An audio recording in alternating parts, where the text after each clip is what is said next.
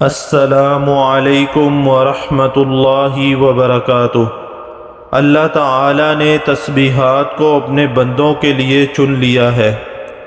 نبی کریم صلی اللہ علیہ وسلم نے فرمایا، ان اللہ اصطفیٰ من الکلام اربعا، سبحان اللہ والحمد للہ ولا الہ الا اللہ واللہ اکبر۔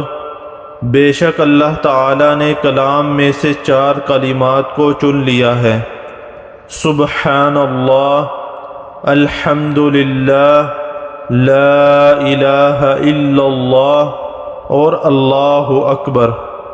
اور اسی طرح یہ کلمات بطور ڈھال بھی ہیں۔ نبی کریم صلی اللہ علیہ وسلم نے اپنے صحابہ کرام سے ارشاد فرمایا، خذوا جنتکم، اپنی ڈھال لے لو۔ صحابہ کرام رضی اللہ عنہم نے کہا، اے اللہ کے رسول صلی اللہ علیہ وسلم، دشمن سے بچاؤ کے لیے ڈھال جو ہمارے سروں پر آن پہنچا ہے؟ آپ صلی اللہ علیہ وسلم نے فرمایا، نہیں، جہنم سے بچاؤ کے لیے ڈھال۔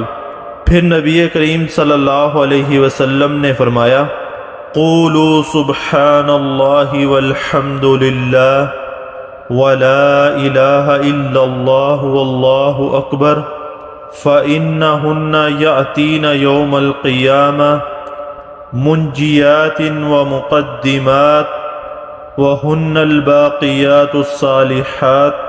تم یہ کلمات پڑھا کرو، سبحان اللہ، الحمد للہ، لا الہ الا اللہ اور اللہ اکبر، کیونکہ یہ قیامت کے دن جہنم سے نجات دہندہ اور جنت کی طرف آگے بڑھانے والے ہوں گے، اور یہی باقی رہنے والی نیکیاں ہیں۔ ان کلمات کے پڑھنے سے گناہ معاف ہو جاتے ہیں اور نیکیوں میں اضافہ ہو جاتا ہے، اور اسی طرح یہ جہنم سے بچاؤ اور جنت کی طرف بڑھانے والے ہیں۔ اس لیے ہمیں بھی چاہیے کہ ہم سفر میں چلتے پھرتے، اٹھتے بیٹھتے ان کلمات کا ورد کرتے رہیں۔ اللہ تعالیٰ سے دعا ہے کہ اللہ تعالیٰ ہمیں عمل کی توفیق عطا فرمائے۔